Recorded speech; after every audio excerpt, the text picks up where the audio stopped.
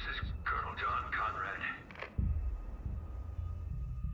Attempted evacuation of Dubai ended in complete failure.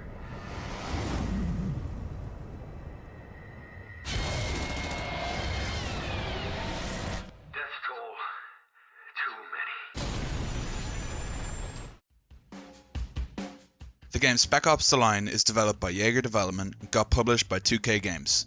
The game first hit the markets on the 26th of June 2012 for Windows, Xbox 360 and PlayStation 3, and later got a release on OS X in 2014. The game is a third-person shooter developed on the Unreal 3 engine and features a storyline that took me about 5 hours to complete. It also features multiplayer that has completely died at this stage 4 years into its life cycle. For this reason, I will critique the game solely on its single-player experience. The story of Spec Ops is its best selling point. It is well paced and each of the 15 playable chapters feels necessary and moves the plot forward. You play as Captain Walker, leader of Delta Team that has been sent into the decimated city of Dubai on a rescue mission. This all quickly turns into a far bigger story with twists and turns filled with moral choices and a gripping, ambiguous narrative.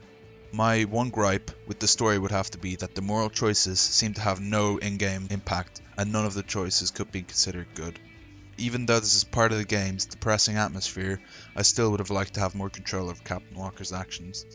These false choices trick you into thinking that the wrongdoings are yours and no one else's. This is one of the game's strongest aspects. The gameplay of Spec Ops is average. It's a basic third-person cover shooter that has some aspects of tactics thrown in. As well as basic movement, shooting and taking cover, you can give instructions to Walker's two teammates. This is done by pressing one button and is limited to kill that enemy and throw a flash grenade. This aspect is relatively rushed and unnecessary, and I only needed it when I ran out of bullets and couldn't do the killing myself. The cover system of the game feels clunky at times, where you would take cover in the wrong place and instead of jumping over an obstacle, Walker would randomly melee the air. There are also a few scripted vehicle sequences that are fun to play but seem overdramatic in the context of the game world. The game has multiple difficulties which makes it more enjoyable for a broader audience. The action is as basic as it gets and would not be able to keep the game afloat by itself. The design of Spec Ops: The Line is quite unique. The levels are relatively linear with some interactive aspects. These range from turrets to shooting out windows which can flood buildings with sand,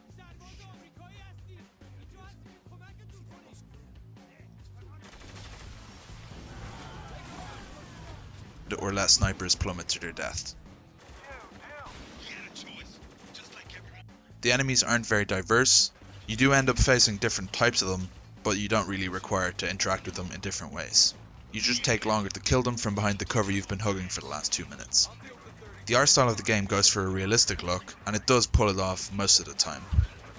Even though this realistic look fits well with the game's grim and adult themed story, I still would have liked to see things like explosions look a bit more over the top and fun. That's what playing the game is about at the end of the day. The setting of a destroyed Dubai is breathtaking and harrowing at the same time. The game does a great job at immersing you into its believable world. Most of the game's atmosphere is created through visuals, but the sound design in Spec Ops also plays a major part. The rock music playing in the action sequences adds to the excitement, and the monotonous background track during the slow stages of the campaign add to the unsettling ambience. I also really enjoyed the sound effects for the different weapons. Each of them felt unique and sounded apart. Another standout aspect of the game would have to be the voice acting. Each of the main characters sounded great and brought the various cutscenes to life. All of this adds to the immersion of the game and makes the story and the characters very believable. Spec Ops: The Line is a mixed bag for me. Even though it seemed like another basic formula shooter, it was saved by a riveting story that had me progressing even though the gameplay was average at best. I would recommend the game for its story experience and for its immersion.